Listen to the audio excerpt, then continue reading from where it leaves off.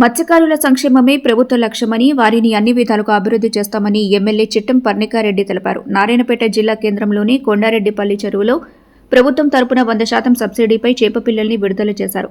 ఈ కార్యక్రమంలో ఎమ్మెల్యే పర్ణికారెడ్డి, జిల్లా మత్స్య సహకార సంఘ అధ్యక్షులు ఏ కాంతకుమార్ కలిసి పాల్గొన్నారు.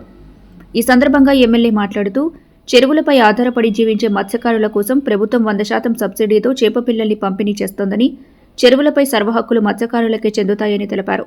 అన్ని వర్గాల ప్రజల సంక్షేమం ప్రభుత్వ ధ్యేయమని అన్నారు. ఈ కార్యక్రమంలో ముదిరాజ్ సంఘం జిల్లా అధ్యక్షులు Saraf Nagaraju, market committee chairman Sadashivareddy, vice chairman Hanumanthu, అలాగే ముదిరాజ్ సంఘ నాయకులు పెద్ద ఎత్తున పాల్గొన్నారు.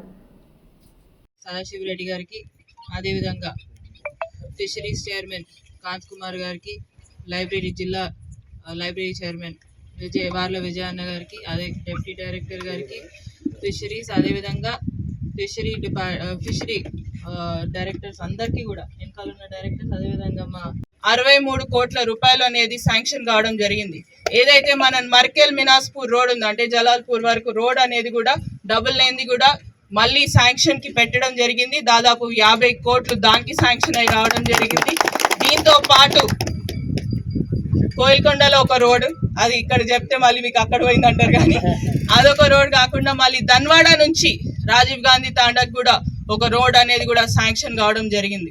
సో ఏదైతే అభివృద్ధి పనులలో మనం ముందుకెళ్తున్నామో, మీ అందరి సహకారం ఉంటే ఇదే విధంగా ముందుకెళ్తామని కూడా ఈ సందర్భంగా మీకు అందరికీ కూడా తెలియజేస్తూ, రానున్న రోజుల్లో ముదిరాజ్ సోదరులు ఇంతకుముందు ఇచ్చినట్టు విన్నపం కూడా తప్పకుండా ఇప్పుడే మీ మంత్రివర్యులు కూడా రాబోతున్నారు ఇంకొక అరగంటలో.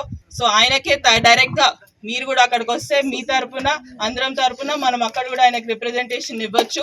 లింగంపల్లిలో ఆ రిప్రజెంటేషన్ మనం ఇచ్చి దాన్ని ముందుకు ఎలా తీసుకెళ్లాలో అనేది ప్లాన్ ఆఫ్ యాక్షన్ చేసుకొని ముందుకెళ్దాం. దీంతోనే చెప్పొచ్చు, ఎందుకంటే మన వాకటి శ్రీహరి అంకుల్ ఎప్పుడైతే ఫిషరీస్ మంత్రిగా ఆయన బాధ్యతలు చేపట్టారో, మొట్టమొదటిగా ఈ 122 కోట్ల రూపాయలతోని ఈ చేప పిల్లల పంపిణీ కార్యక్రమం అనేది మనం మొదలు పెడుతున్నాం. సో దానికి వాకటి శ్రీహరి గారికి ప్రత్యేకంగా మా తరఫున ధన్యవాదాలు తెలుపుకుంటూ, ఈ కార్యక్రమం కూడా ఆ రోజు సంగమండ నుంచి ప్రారంభించడం జరిగింది. మొన్న ఈరోజు నారాయణపేట నియోజకవర్గంలో చేస్తున్నాం. దీంతో పాటు అది కూడా చేప పిల్లలు లాస్ట్ టైం కూడా పంపిణీ చేసినాం. అప్పుడు లాస్ట్ టైం పంపిణీ చేసిన సైజ్కి ఈసారి సైజ్కి ఎంత డిఫరెన్స్ ఉందో అది మీరే చూడొచ్చు. ఎందుకంటే ఈసారి ఏదైతే 80 to 100 mm అనేది పక్కాగా సైజు ఉన్న చేప పిల్లల్ని తెచ్చి ఈరోజు మనం పెద్ద ట్యాంకులలో వేయడం జరిగింది. ఇదే కాకుండా కొండారెడ్డిపల్లి చెరువులో ఈరోజు మనం 1,65,000 చేప పిల్లలని ఈరోజు మనం ఈ ట్యాంకులో వేయడం జరుగుతుంది, ఈ చెరువులో వేయడం జరుగుతుంది. దీంతో పాటు నారాయణపేట నియోజకవర్గమే కాకుండా ఉన్నప్పుడు దాదాపు మన చెరువులన్నీ కూడా నారాయణపేట నియోజకవర్గంలో నిండే విధంగా మనం ముందుకెళ్తున్నాం.